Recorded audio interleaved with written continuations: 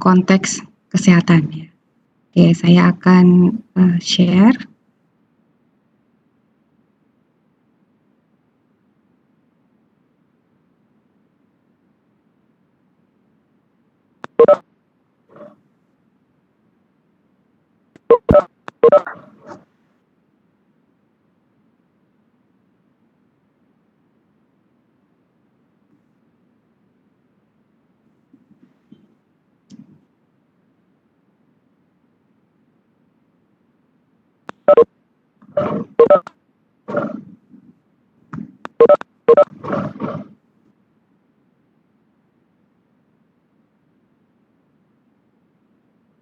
Ya, sudah terlihat? Sudah, Dok. Oke. Ya, seperti biasanya untuk kuliah daring ya adik-adik, kita akan tetap interaktif ya. Jadi adik-adik bisa tanya jawab langsung ke saya, nanti tidak perlu menunggu sampai kuliah selesai ya. Dan sebelumnya untuk adik-adik semua tolong audionya di mute dulu ya selama saya bicara. Oke, untuk risk based prevention ini akan saya berikan dalam satu. Sebetulnya teori risk based prevention ini sangat banyak ya. Butuh waktu yang lama ya sebetulnya adik-adik ya untuk mempelajari ini, tapi kita akan belajar hal yang superficial dulu. Jadi harapan saya nanti adik-adik sudah paham ya tentang dasar terkait dengan bagaimana kita mencegah penyakit berbasis dengan risiko.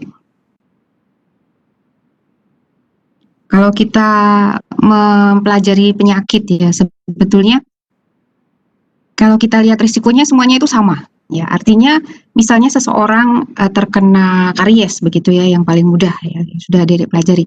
Maka sebetulnya risiko karies penyebabnya, kemudian mengapa bisa sampai terjadi pada seseorang, itu semuanya tuh alurnya sama ya adik-adik. Artinya apa?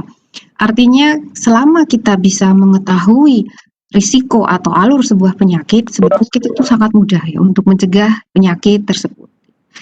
Katakanlah di sini kalau kita bicara penyakit menular ya, kebetulan kalau di kedokteran gigi kan lebih banyak penyakit yang tidak menular ya, seperti karies, kemudian periodontal disease, itu lebih ke transmittable ya daripada sebagai infectious ya.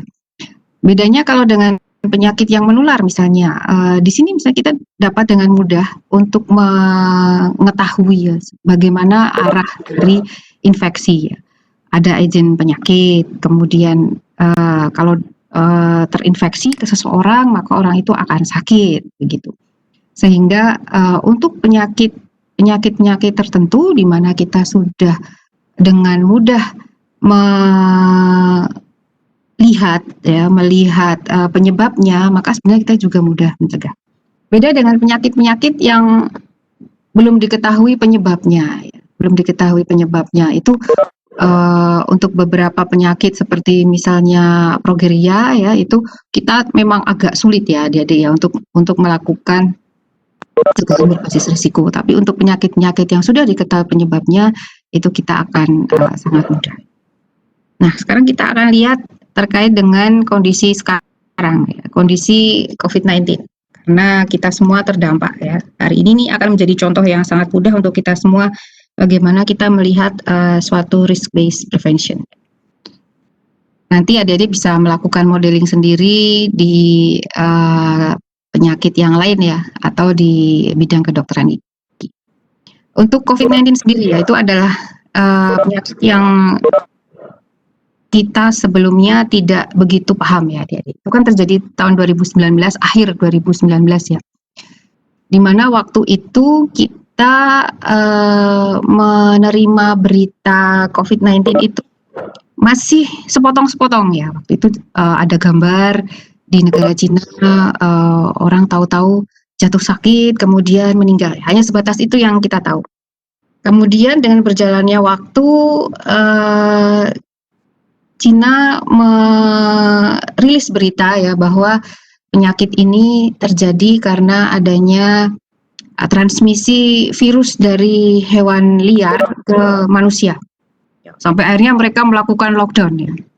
Lockdown khusus di Wuhan begitu, di mana harapannya di situ penyakit akan segera terlokalisir ya di daerah tersebut saja. Nah, kemudian penyakit ini ternyata menyebar ke seluruh dunia, tidak terkecuali di Indonesia. Kalau kita melihat dari strategi approach yang dilakukan oleh negara-negara yang ada di dunia, sebetulnya ada dua hal yang diikuti ya. Yang pertama itu langsung lockdown. Bahkan beberapa negara itu lockdown seluruh negara, tidak hanya di kota ya, tapi lockdown seluruh negara. Misalnya di Perancis ya, itu langsung lockdown seluruh negara. Atau di Italia.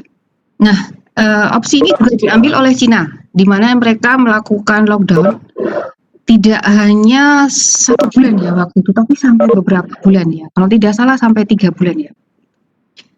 Kemudian ada negara-negara lain juga yang melakukan cara yang lebih tidak radikal ya, di mana mereka memang melakukan pembatasan sosial tapi tidak sampai melakukan lockdown.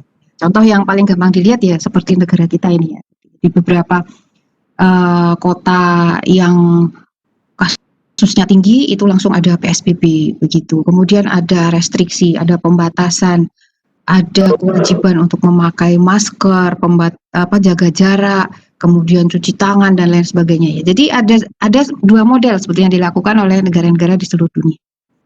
Tapi ternyata tidak semuanya berhasil sesuai rencana ya kalau kita lihat ya. Pertama, negara yang berhasil dengan model lockdown total itu adalah Cina. Betul-betul mereka sekarang sudah tidak ada kasus ya. Di saat negara lain itu struggling, di saat negara lain kebingungan mengatasi COVID, ternyata Cina ini sudah berhasil ya mengatasi COVID ya sebagai negara yang pertama kali terkena ya, sekarang kasusnya sudah 0. Untuk negara yang model kedua dia di mana mereka melakukan pembatasan yang tidak terlalu radikal begitu, tapi mereka tetap mengupayakan mass testing dan juga kontak tracing seperti di Korea Selatan dan Taiwan. Mereka juga berhasil walaupun tidak seberhasil Cina begitu ya, tapi mereka berhasil. Artinya ada dua model ya. Model yang dilakukan dalam upaya pencegahan di sini model lockdown total, dan model risk based strategy di sini artinya mereka melakukan upaya pengenalan siapa yang sudah positif, kemudian tracing siapa saja yang kontak dekat dengan yang sudah dideteksi positif ini, sehingga harapannya hasil tracing ini membuat penyakit bisa diatasi dengan mudah ya, karena mereka yang suspek, mereka yang dicurigai nanti juga akan positif itu langsung diisolasi. Nah, kalau kita lihat ya adik-adik ya, lockdown total yang berhasil hanya di Cina ya. Italia dan Spanyol sekarang naik lagi, bahkan Spanyol sekarang lockdown, Perancis sekarang juga lockdown yang kedua, mereka pembatasan lagi ya.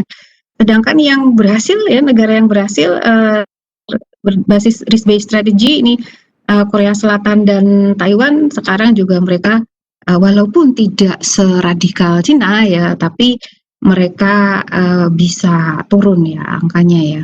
Ya, tapi kalau kita lihat option 2 yang dipilih oleh Indonesia juga, kita juga belum mampu juga ya, Dede ya. Ternyata walaupun Korea Selatan dan Taiwan ini menjadi contoh, tapi ternyata kita mencontoh option 2 juga tidak berhasil ya. Artinya semua sangat terkait dengan ketepatan, semua sangat terkait dengan bagaimana cara kita mengenali penyakit ini dan sudah seberapa jauh sebetulnya penyakit ini tersebar. Kalau kita lihat kenapa Korea Selatan dan Taiwan ini bisa berhasil, karena mereka early ya, artinya sejak awal langsung mereka melakukan upaya pencegahan walaupun tidak lockdown total. Sedangkan negara lain kenapa sudah di lockdown total tetap saja tidak berhasil, itu karena mereka sudah dalam stage late sebetulnya ya, artinya sudah terlambat, kasus sudah terlalu banyak baru di lockdown ya. Nah, kalau di tempat kita ya sepertinya hampir mirip begitu, penularan sudah cukup banyak, sudah banyak yang terinfeksi, tapi kita terlambat untuk melakukan testing ya, sehingga kasus sudah cukup tinggi dan sampai sekarang juga masih harus menghadapi kasus-kasus COVID di mana-mana ya. Nah, ini adalah contoh bagaimana sebetulnya suatu prevention ya itu bisa dijalankan dengan berbagai model dan ada sebetulnya opsi terkait dengan risk based strategy di mana kita bisa memilih faktor risikonya ya sebagai salah satu upaya untuk melakukan pencegahan penyakit. Nah, kalau kita lihat dari grafiknya ya, Dede ya, ini saya masih ngomong COVID ya. Kalau kita lihat dari grafiknya, ini Dede bisa lihat ya, untuk Cina itu tadinya naik tinggi ya, tapi kemudian mereka lockdown, mereka betul-betul sangat disiplin ya dalam menjalankan lockdown cukup lama, kemudian juga ada aturan yang ketat terkait dengan pembatasan tersebut, sekarang turun tajam sekali ya, ini yang biru. Kemudian Korea juga begitu, walaupun mereka tidak lockdown, tapi mereka melakukan mass testing dan kontak tracing yang luar biasa, jumlahnya sangat banyak. Mereka melakukan tes COVID, sehingga bisa langsung diketahui, diidentifikasi siapa yang sakit, siapa yang tidak, dan yang sakit dan suspek langsung dipisahkan dari kelompok yang sehat, sehingga turun ya angkanya. Tapi ada juga yang tidak berhasil ya, ini Spanyol yang mereka sudah lockdown tapi juga tetap tidak berhasil. Italia juga begitu ya, sudah lockdown juga tidak berhasil. Perancis juga begitu, sudah lockdown, sekarang mereka bahkan menerbangkan pasien-pasien COVID ke luar negeri. Kenapa? Karena rumah sakitnya sudah penuh ya, sudah tidak mampu lagi untuk menampung pasien. Nah, bagaimana cara kita untuk mengetahui sebetulnya? Bagaimana cara kita untuk bisa menyesuaikan atau menetapkan strategi yang paling tepat untuk mencegah penyakit? Nah, itu jadi pertanyaan besar ya. Kenapa? Karena apabila penyakit itu terlanjur ada, kemudian kita baru melakukan pencegahan, maka biaya yang dikeluarkan sangat mahal.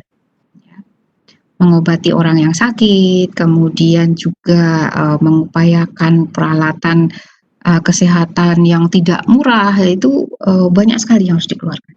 Nah, ini ada gambar sebelahnya ya, jadi ya ini adalah intervention configuration. Jadi bisa dilihat apabila penyakit itu tidak diintervensi, apabila suatu kejadian penyakit tidak diintervensi, maka nilai R-nya itu ya, ini COVID ya, ini sekitar 2 ya.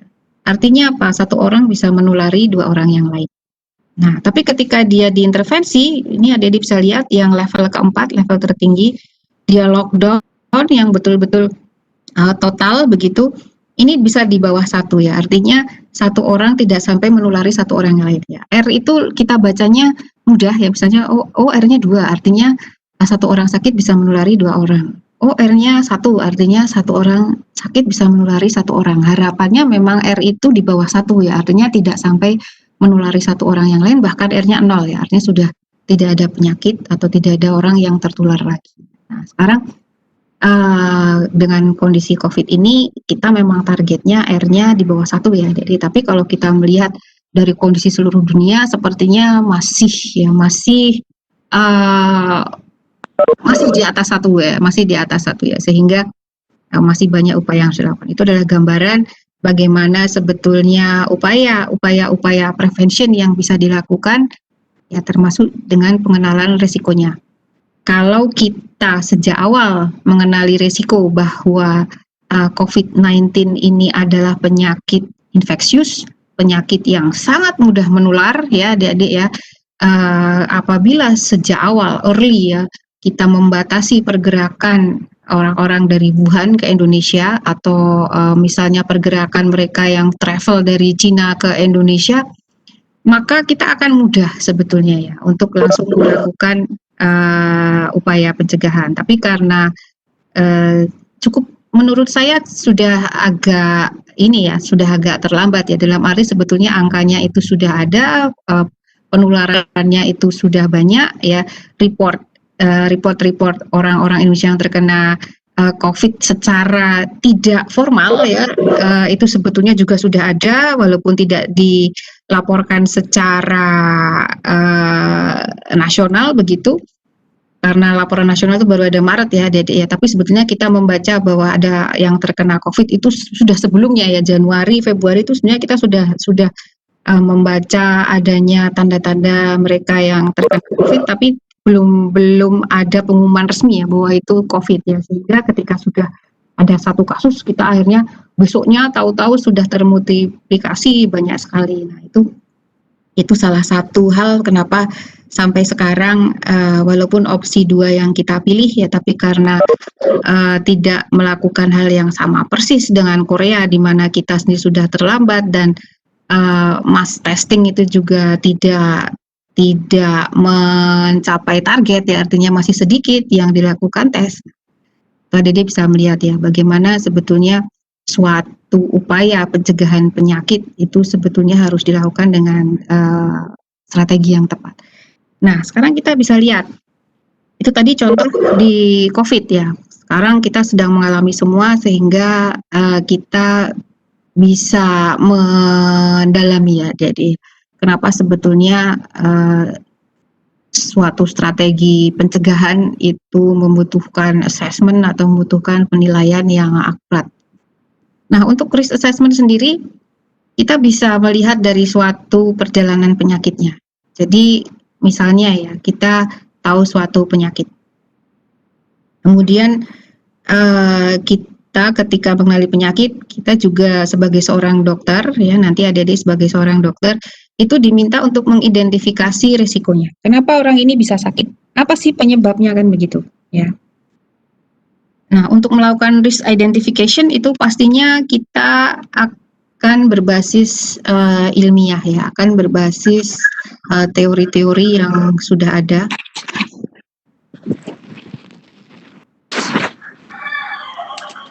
Oke, Fevian tolong audionya di mute ya. Baik. Ya, kemudian setelah itu kita akan melihat ke evidence-nya, ya. Sebetulnya penyakit ini seberapa serius, ya. Setelah itu kita juga akan melihat level of concern-nya, artinya keseriusannya itu apakah juga menyebabkan kepedulian di masyarakat. Kalau kita melihat contoh yang mudah ya, karies misalnya. Jadi kalau karies itu kita akan kalau berbasis ilmiah ya penyebab karies, dia sudah tahu ada bakteri Streptococcus mutans yang paling ngetop, walaupun sebetulnya ada 40 jenis bakteri penyebab karies ya. Oh, ada Streptococcus mutans, kemudian ada makanan yang mengandung gula ya, kemudian ada fermentasi, kemudian terjadi demineralisasi. Nah, artinya apa? Artinya kita sudah tahu penyebabnya atau resikonya. Ya. Sedangkan seberapa serius, misalnya, ternyata prevalensi karies di usia dewasa cukup tinggi ya. Di atas, pada usia di atas 40 tahun itu bisa 90% ya mereka atau penduduk itu terkena karies. What is the level of concern? Nah, apakah penduduk itu cukup peduli dengan karies ya, atau apakah para pengambil kebijakan atau para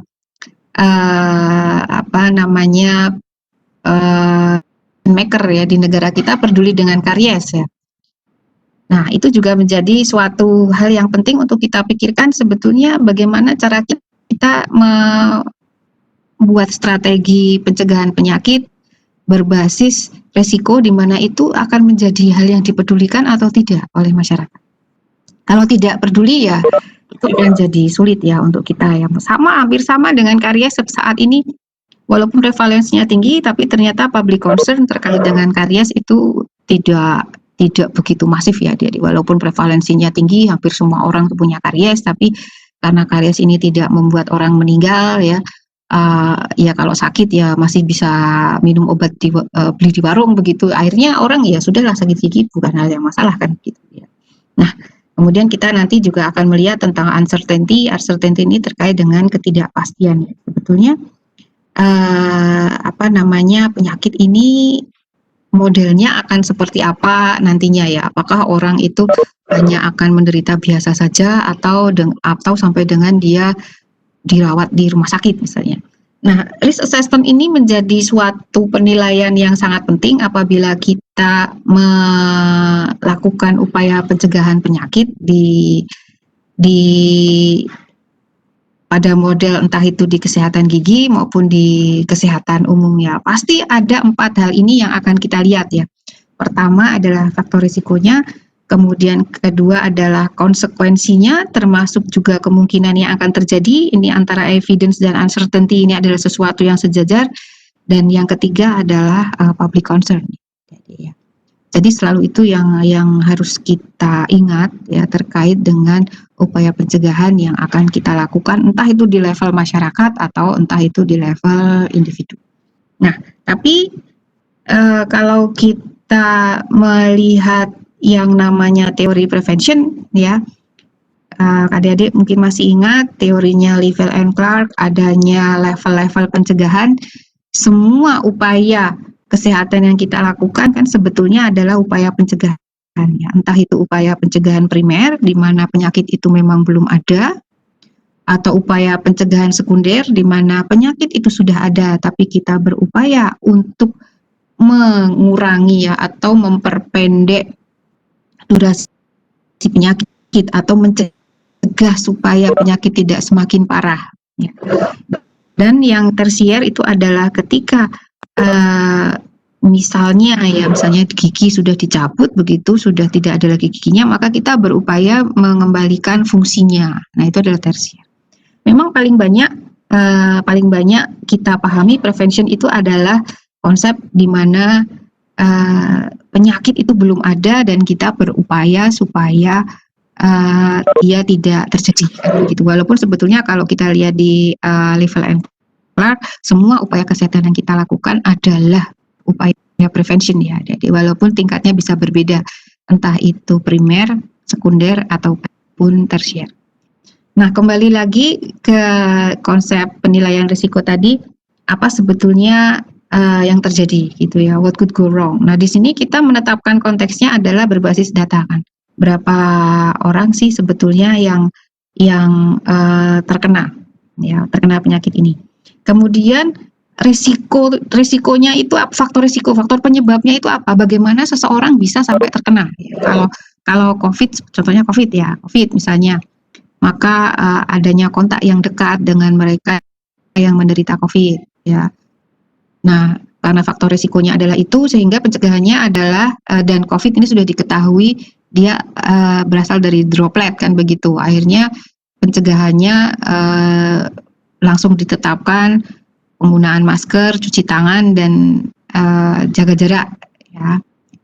Itu adalah faktor risiko yang dikenal dan upaya pencegahannya supaya droplet dan kontak erat dengan seseorang itu bisa kita cegah.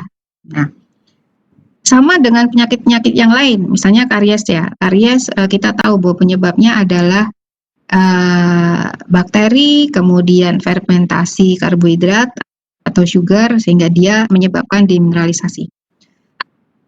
Adanya bakteri di rongga mulut jelas kita tidak bisa dengan mudah langsung mengeliminir Streptococcus mutan kan, karena dia hidup bersama dengan mikroorganisme yang lain di rongga mulut. Nah, karena kita tidak bisa langsung mengeliminir Streptococcus mutan, kita bisa mengupayakan dari risiko makan gula tadi ya, sehingga harapan kita kalau ada pembatasan terkait makan gula atau pembersihan gigi yang baik sehingga tidak ada gula yang melekat di gigi, maka penyakit karies bisa dicegah. Sehingga apa? Sehingga memang di konsep pencegahan penyakit kita hanya bisa mencegah penyakit yang tahu ya, yang kita betul-betul tahu risiko atau juga penyebabnya. Apabila kita tidak tahu ya akan sulit ya. Contoh yang saya contohkan tadi ya, progeria. Progeria itu adalah penyakit di mana seorang anak tiba-tiba berubah menua ya. Jadi dia lahir biasa seperti bayi biasa begitu, tapi tahu-tahu terjadi perubahan genetik yang luar biasa sehingga dia tahu-tahu menua. Dan sampai sekarang juga tidak diketahui pemicunya apa. Artinya apa? Kita tidak bisa melakukan pencegahan terhadap penyakit progeria gitu ya. Tapi kalau kita tahu, betul-betul tahu penyebabnya apa, risikonya apa sebagai seorang dokter, kita akan sangat mudah untuk melakukan tindakan pencegahan sebetulnya. Kemudian ini dari yang pertama ya, what could go wrong. Kemudian yang kedua, kalau berbasis evidence. Nah, berbasis evidence kita akan tahu ya, kalau orang itu menderita karies, sebetulnya berapa persen yang terkena. Kemudian siapa yang umumnya terkena, kan begitu ya. Apakah mereka yang misalnya hidup di pegunungan, apakah mereka yang hidup di daerah pesisir misalnya ya, atau apakah mereka yang sering makan gula, atau yang mereka yang jarang sikat gigi dan lain sebagainya. Itu kan adalah risiko-risiko yang sebetulnya kita tahu berbasis evidence ya. Kemudian juga apakah semua orang ini kebal ya, termasuk dengan adanya COVID ya, adik-adik ya. Kita karena saat ini belum tahu ya, belum ada vaksin yang dinyatakan aman atau dinyatakan bisa digunakan ya untuk saat ini ya, sehingga kita anggap bahwa memang dalam populasi tidak ada yang kebal ya. Semua orang dalam suatu populasi bisa kena COVID saat ini ya, sehingga dilakukan upaya pencegahan yang berbasis betul-betul negara ya, artinya seluruh dunia ya. Beda kalau kita sudah tahu terkait dengan kekebalannya ya, misalnya polio ya, polio, hampir semua anak sudah disuntik polio, oke lah, artinya kita tidak lagi memikirkan adanya kemungkinan mereka yang sudah disuntik polio itu menderita polio, kan begitu. Nah, termasuk dengan pilihan pengobatan ya. Selama pilihan pengobatan itu tersedia, maka sebetulnya upaya prevention yang sekunder itu akan mudah kita lakukan. Tapi kalau tidak ada, nah ini jadi masalah. Artinya apa? Dari resiko yang sudah kita, apakah masyarakat itu memang kebal, berapa jumlah prevalensi yang terkena penyakit ini, dan apakah punya kemampuan untuk mengatasi penyakit tersebut. Setelah itu juga kita akan melihat kepada tingkat kepedulian di masyarakat ya. Apakah memang itu menjadi sesuatu yang penting atau tidak. Kalau adik-adik lihat seperti COVID sekarang, karena memang impact-nya ya atau dampaknya itu sampai ke kematian ya, sehingga kepedulian kita terkait COVID ini cukup tinggi. Walaupun ada juga orang yang tidak peduli ya, tapi secara umum negara juga memprioritaskan ya saat ini ya, supaya masyarakat itu terhindar dari COVID. Karena apa? Karena secara sumber daya apabila sakit begitu, rumah sakit penuh, jumlah dokter juga terbatas, maka kemungkinan bisa mengatasi masalah ini menjadi kecil. Di sini juga ada hal yang uncertainty, artinya ketidakpastian ya. Kalau tadi kita berbasis risiko itu kita sudah paham, ada evidence-nya, tapi kadang juga ada kalanya kita menghadapi ketidakpastian ya. Dulu waktu COVID pertama kali muncul itu kita sebetulnya juga berada dalam kondisi tidak pasti ya, antara apakah nanti akan bisa mengenai semua orang dengan mudah, ataukah ini hanya bisa mengenai mereka yang memiliki penyakit penyerta yang kita sebut sebagai komorbid misalnya ya, ataukah semua orang dari anak-anak sampai dewasa bisa kena semua, dan bagaimana cara kita untuk menangani itu, semuanya itu masih uncertain ya sampai sekarang. Walaupun dari hari ke hari ilmu tentang COVID ini sudah semakin meningkat ya, artinya sudah semakin membaik ya, pengobatan juga sudah mulai menemukan titik terang ya, bagaimana melakukan manajemennya ya.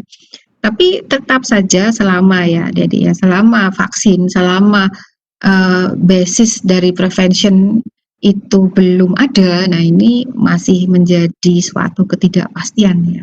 Ya, selama ya kita belum ada keyakinan, selama kita belum ada kepastian cara pencegahannya, nah itu artinya kita masih swing ya, masih ada di level uncertain ya.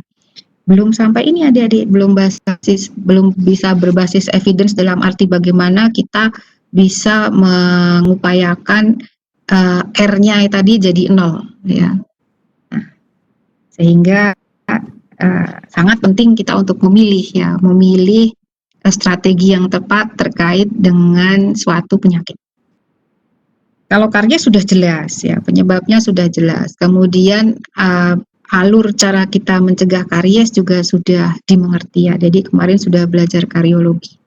Kemudian juga untuk periodontal disease juga begitu ya. Jadi sebetulnya untuk di bidang kedokteran gigi kita sudah banyak tahu teori, sudah banyak tahu tentang cara-cara terbaru cara mencegah penyakit. Tapi tetap saja ada pilihan yang harus kita lakukan ya sebagai seorang dokter ya. Yang pasti ya adik-adik ya, ketika kita menjadi seorang dokter, kita akan dihadapkan pada pilihan ya, pencegahan penyakit secara primer atau pencegahan penyakit secara sekunder. Artinya kita mau mencegah sebelum penyakit itu ada atau kita akan mencegah supaya penyakit itu tidak berkembang lebih lanjut. Karena kadang yaitu tadi ketika public concern ya, ketika masyarakat itu tidak terlalu peduli ya dengan gigi ya, maka biasanya mereka akan datang ke dokter gigi itu dalam kondisi sudah sakit. Artinya apa? Artinya mau tidak mau kita hanya bisa melakukan upaya pencegahan pada level sekunder dan itu biayanya sangat mahal. Menambal gigi itu kalau misalnya kita mau yang bagus saja ya, misalnya ya komposit, kemudian warnanya persis dengan gigi, sangat bagus estetiknya, belum lagi dilakukan oleh seorang dokter gigi spesialis konser yang terkenal begitu, itu bisa habis jutaan ya adik-adik ya, untuk sekali perawatan. Nah, beda dengan kalau kita melakukan pencegahan primer, di mana belum ada penyakit sama sekali, sehingga kita hanya ya melakukan upaya sederhana, yang penting gigi selalu bersih, sikat gigi sehari 2 kali, kemudian kalau sudah makan makanan yang manis ya segera membersihkan gigi, itu kan murah sebenarnya ya dibanding kalau sudah ada penyakit. Cuma masalahnya kadang karena ini tadi ya, karena penyakit gigi memang bukan penyakit yang mematikan, karies ini tidak menyebabkan kematian sehingga orang-orang jadi apa? Tapi tetap ada cara yang bisa kita pilih ya terkait dengan strategi pencegahan penyakit. Ya.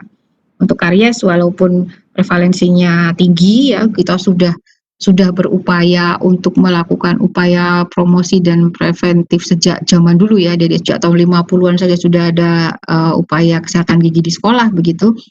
Tapi tetap saja ya ternyata baik public concern maupun juga prevalensi ini tidak menurun. Nah, di sini sebetulnya ada beberapa pilihan ya terkait dengan prevention based approach ya.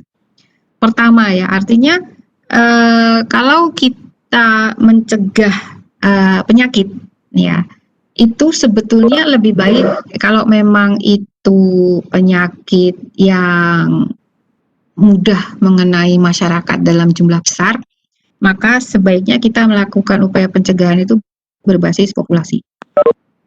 Ya, artinya apa? Artinya semua orang diupayakan untuk melakukan upaya pencegahan penyakit. Seperti sekarang ya, COVID ya. COVID itu sebetulnya kita melakukan upaya pencegahan berbasis populasi ya, di mana semuanya harus pakai masker.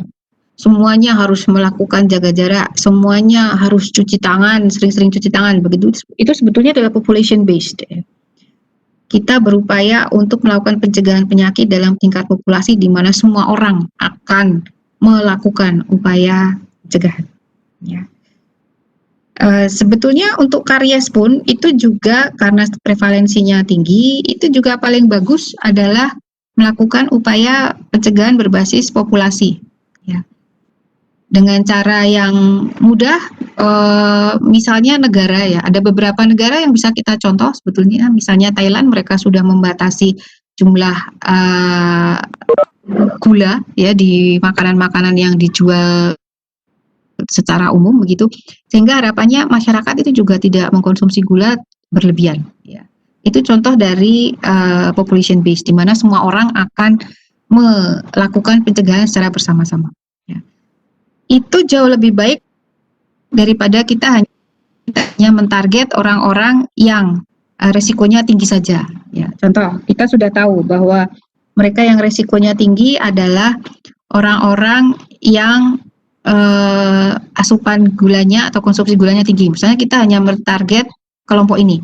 Ketika kelompok ini sudah teratasi ya adik-adik ya, kelompok yang low risk yang tadinya itu mereka tidak terpapar gula, kalau ini kita abaikan, mereka bisa jadi malah makan gulanya jadi tinggi sekarang.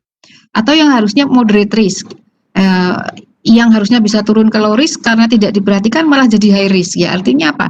Sangat berbahaya untuk mengabaikan kelompok-kelompok yang berisiko rendah atau berisiko moderate, dan kita hanya berfokus pada high risk apabila penyakit itu mudah mengenai semua orang ya.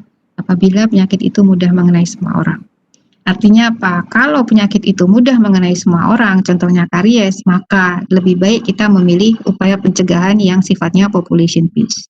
Itu tadi, kalau kita hanya menyasar yang high risk, maka yang low risk dan yang moderate risk itu bisa malah jadi naik ya, mereka jadi risikonya tinggi karena tidak mendapatkan paparan promosi kesehatan yang mencukupi atau tidak mendapatkan upaya pencegahan penyakit yang adequate begitu. Ada beberapa strategi selain population based ya. Jadi di sini untuk penyakit-penyakit yang banyak terjadi loh ya, jadi itu memang lebih baik kita memilih population based. Tapi untuk penyakit yang sangat jarang, di mana kita tahu bahwa risiko ini hanya pada orang-orang tertentu saja, maka ya kita tidak perlu melakukan population based karena itu akan menjadi mahal, ya mahal. Misalnya penyakit yang hanya bisa dialami oleh mereka, misalnya ya, oleh mereka yang tinggal di daerah yang air minumnya itu tinggi fluor, ya misalnya, ya. Maka kita bisa melakukan upaya pencegahan hanya pada mereka yang tinggal di wilayah yang air minumnya tinggi fluor saja. Artinya kita tidak perlu melakukan upaya pencegahan pada seluruh negara, kan begitu ya. Artinya ada beberapa hal yang harus kita pilih terkait dengan strategi-strategi pencegahan. Tergantung itu tadi ya, seberapa besar mengenai penduduk, kemudian seberapa besar efeknya, dan seberapa besar sebetulnya kemauan atau keterlibatan dari publik sendiri untuk mengatasi penyakit tersebut. Untuk prevention paradox sendiri itu adalah suatu kalimat yang sering diucapkan ya, bahwa kadang kita melakukan upaya pencegahan tapi ternyata salah sasaran, yaitu tadi upaya pencegahan tapi pada sebetulnya ya adik-adik ya, untuk population based intervention itu juga ada kelemahannya ya. Karena apa? Karena kita akan menyasar semua orang. Ini menjadi prevention paradox. Kenapa? Karena yang kita sasar juga termasuk kelompok yang low risk, kelompok yang tidak punya risiko sebetulnya, tapi tetap saja kita beri promosi kesehatan, tetap saja kita beri upaya preventif ya. Karena apa? Karena harapan kita semua orang sehat ya. Tapi sebetulnya untuk mereka yang kelompok low risk ya, itu jadi biaya yang kita keluarkan untuk mereka jadi besar ya. Itu kelemahannya ya, kelemahan dari population base ya. Artinya apa? Karena kita nyasar semua orang, bahkan yang sebetulnya tidak berisiko pun kita sasar, nah itu kan sudah ada sumber daya yang kita keluarkan ya, sehingga ini jadi prevention paradox. Tapi ini tetap menjadi pilihan strategi yang terbaik ya, daripada kita hanya sekedar menyasar mereka yang high risk ya. Kemudian strategi yang kedua adalah primary over secondary, artinya lebih baik kita mencegah penyakit sebelum penyakit itu terjadi daripada setelah penyakit itu terjadi. Kemudian strategi yang ketiga adalah controlling distal rather than proximal ya. Artinya apa? Kalau kita bisa menciptakan kondisi lingkungan yang baik, kalau kita bisa mengupayakan pencegahan penyakit itu dari sistem ya, misalnya ya kita sudah tahu bahwa karies itu disebabkan karena ketidaktahuan masyarakat terkait dengan pola makan. Kita sudah tahu bahwa penyakit diare disebabkan oleh lingkungan yang kotor. Kita sudah tahu bahwa misalnya penyakit kulit disebabkan karena tidak bersih ya. Dan begitu kita tahu itu sebetulnya ya, kalau kita bisa menciptakan lingkungan yang bersih, sebuah sistem yang tertata, di mana masyarakat itu akan selalu bisa mengakses lingkungan yang bersih, maka penyakit itu dengan sendirinya akan hilang, ya, akan tidak muncul. Ya. Ini terkait dengan penyakit-penyakit yang bukan genetik ya, Adik-adik ya. Karena sebagian besar ternyata penyakit itu lebih banyak disebabkan oleh masalah dalam tanda kutip itu masalah sosial ya, pergerakan seseorang, kedekatan seseorang dengan orang lain, masalah lingkungan, masalah ekonomi, masalah pendidikan dan lain sebagainya. Sebagian besar itu seperti itu ya. Kalau adik-adik masih ingat teori sosiologi dulu ya waktu semester 1. Nah, itu sebetulnya kalau sudah bisa kita kontrol dengan baik, maka harapan kita ya kalau sistem itu sudah baik, maka masyarakat itu sehat. Itu hal seperti itu sudah terbukti, sudah ada di negara-negara maju ya, di mana mereka sudah mengontrol lingkungan distalnya jauh lebih baik daripada hanya sekedar langsung ke proksimal ya. Proksimal itu adalah penyakit yang disebabkan munculnya immediate, misalnya ya penyakit malnutrisi ya, anak-anak yang stunting begitu. Itu terjadi karena apa? Karena mereka hunger, kelaparan. Nah, kelaparan ini adalah proksimalnya sebetulnya. Tapi kenapa kok anak sampai kelaparan, kan begitu sebetulnya yang kita pikirkan ya. Kalau kita bisa menyasar pada distalnya, kenapa seorang anak ini bisa kelaparan? Oh, ternyata orang tuanya secara sosial ekonomi tidak mampu. Oh, ternyata mereka pendidikannya tidak begitu baik sehingga si anak ini tidak diberi makanan yang baik begitu. Nah, kalau kita bisa menyasar distalnya, maka sebetulnya kasus kelaparan ini nggak akan terjadi kan begitu ya. Artinya sebetulnya kita bisa ya adik-adik yang melakukan pencegahan itu dari semua sisi ya. Ya memang kita tidak bisa mengabaikan proksimalnya, artinya kita tidak bisa mengabaikan hal-hal yang melekat pada diri seseorang ya. Tapi paling tidak kalau kita bisa mengontrol lingkungan dengan baik, maka harapan kita ya penyakit akan jauh ya. Ya ini ada beberapa strategi atau konsep. Walaupun secara individual sebetulnya, ya, secara individual kita bisa melihat risiko kita sendiri. Ya, misalnya adik-adik ya sekarang coba adik-adik menilai risiko adik-adik terhadap suatu penyakit. Kalau tadi kan kita melihatnya dari sisi mass ya, dari sisi masyarakat. Misalnya COVID tadi betul-betul kita melihatnya dari sisi mass. Bagaimana suatu negara itu bisa memiliki kasus yang tinggi. Ya. Tapi kalau sekarang sebetulnya kita juga bisa melihat dari sisi individual. Ya. Dari sisi individual kita juga bisa melihat kalau memang dia itu seseorang yang tidak punya risiko, ya artinya jauh dari risiko tersebut, ya, dia masuk dalam kategori very low risk ya, dalam kategori hijau begitu. Maka dia dalam posisi memang sangat akan kemungkinannya akan sangat kecil terkena penyakit tersebut. Ya. Beda dengan kalau dia masuk dalam kotak yang merah ya, very high risk. Dan sini adik-adik bisa melihat ya, bagaimana cara kita untuk menentukan apakah seseorang itu masuk dalam low risk ataukah moderate tengah-tengah ataukah ke high risk ya. Ini kalau tidak salah di modul sudah ada ya. Sekarang ya adik-adik ya, misalnya ini hal yang lebih kecil yang bisa kita lihat. Coba dilihat di question 9 ya, apakah penyakit ini bisa mengenai pada suatu kelompok. Biasanya memang kita cara mengenali risiko dari suatu penyakit itu dari kelompoknya ya. Misalnya kalau adik-adik itu kelompok remaja ya, remaja masih daya tahan tubuhnya masih sangat baik, beda dengan mereka yang sudah berumur ya, sudah lansia bahkan komorbid begitu. Itu jadi kelompok yang kita anggap paling berisiko. Tapi misalnya kita ingin mengetahui sebetulnya aku ini masuk kelompok risiko apa. Nah ini bisa ya, adik-adik lihat dari question 9. Apakah penyakit ini banyak terjadi pada misalnya remaja misalnya. Jadi bisa lihat ya di database ya. Seberapa banyak sih sebetulnya misalnya COVID ya, kita bicara COVID misalnya. Seberapa banyak sih COVID yang mengenai orang yang usianya antara katakanlah antara 15 sampai 25 begitu. Ya. Kemudian apakah memang dia itu pada kelompok ini kalau sudah terkena itu bisa jadi berat. Ya. Kemudian kita bisa lihat lagi apakah sudah ada treatment atau juga pencegahan yang sudah tertata.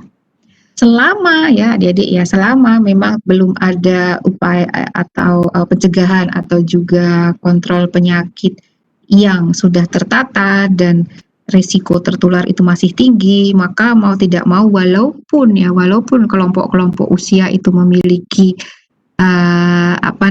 kemungkinan yang lebih kecil untuk penyakitnya menjadi berat begitu ya, tapi tetap saja ya itu bisa masuk high atau very high risk ya. Nah, itu kita bisa lihat di sini ya. Jadi contoh. Sekarang kita lihat impact dari COVID saja ya, Impact dari COVID itu bisa jadi kalau sangat parah itu adalah meninggal. Ya, meninggal. Katakanlah kalau misalnya tidak sampai meninggal lah ya, tapi sampai terjadi sesak nafas begitu, itu sebetulnya sudah masuk wilayah merah ya, high atau very. Nah, tapi kalau ini ada pembatasan luar biasa ya terkait dengan upaya pencegahan, misalnya orang tidak boleh keluar rumah, dia misalnya terpaksa keluar harus melindungi diri dengan sangat baik, sering cuci tangan, pakai masker, kemudian juga menjaga jarak kalau itu dilakukan semuanya dengan benar, tetap saja yang very low itu masih masuk moderate ya, Dede ya, masih masuk ini ya. Kenapa? Karena sebetulnya impact COVID ini high atau very high. So ini. Jadi tetap saja misalnya kita itu adalah orang yang sebetulnya probability atau kemungkinannya kena itu sangat rendah misalnya, tapi karena impact dari penyakit ini sangat tinggi ya sebetulnya kita semua sekarang masuk dalam moderate risk ya, kalau kita kemungkinannya rendah. Tapi lihat kalau misalnya usianya masih muda ya, walaupun kita kalau dari statistik memang yang muda itu lebih mudah sembuh ya.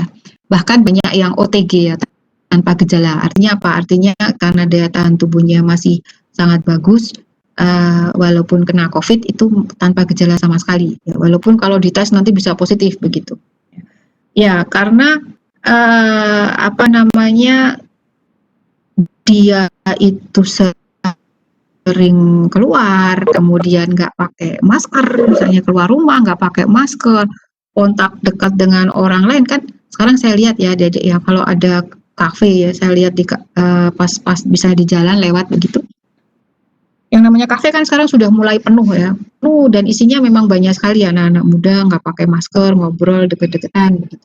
Itu sebetulnya kemungkinan kenanya tetap high ya. Artinya apa?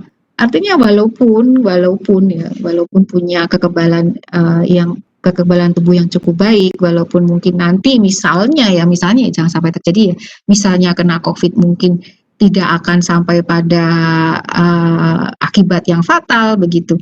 Tapi kalau resikonya ini tinggi ya, pada mereka yang sebetulnya adalah harusnya itu impact penyakit terhadap mereka rendah ya, ini adik bisa lihat ya, misalnya orang yang cara dia melakukan kontak sosial itu menyebabkan risiko tinggi, walaupun impact-nya itu very low karena dia masih muda, karena masih sehat, tetap saja dia masuknya ke moderate risk. Artinya apa?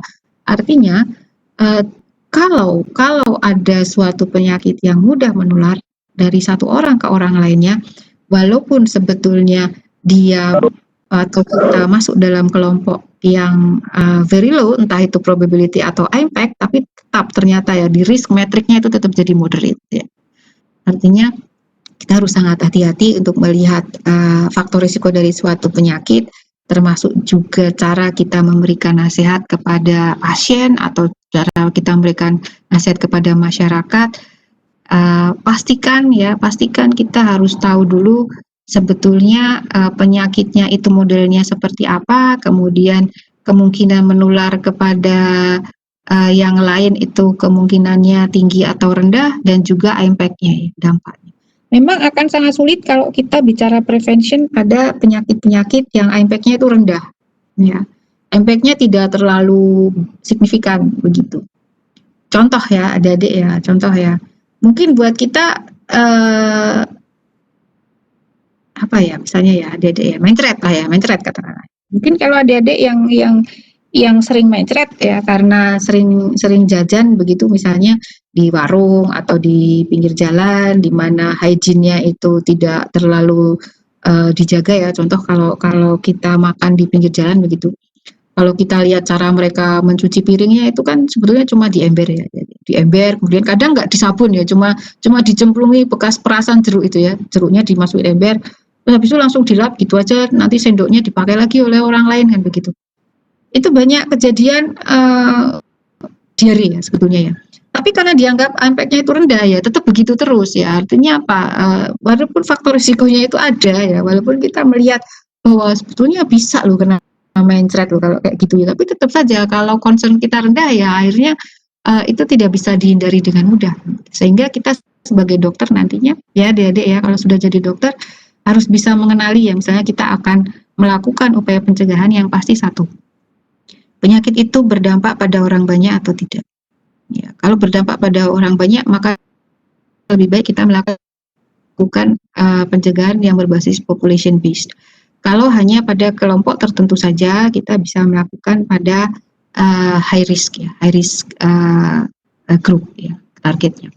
Tapi yang paling penting adalah lebih baik kita membuat ini ya risk metric ya terkait kalau itu adalah pasien yang sifatnya individual. Bagaimana dengan kemungkinan dia terkena dan impact-nya, itu akan lebih mudah merancang upaya pencegahan ya, secara individual dan nantinya kita bisa menarik itu ke konsep masyarakat. Ya, itu adik-adik yang bisa saya berikan. Kira-kira ada yang mau bertanya tidak?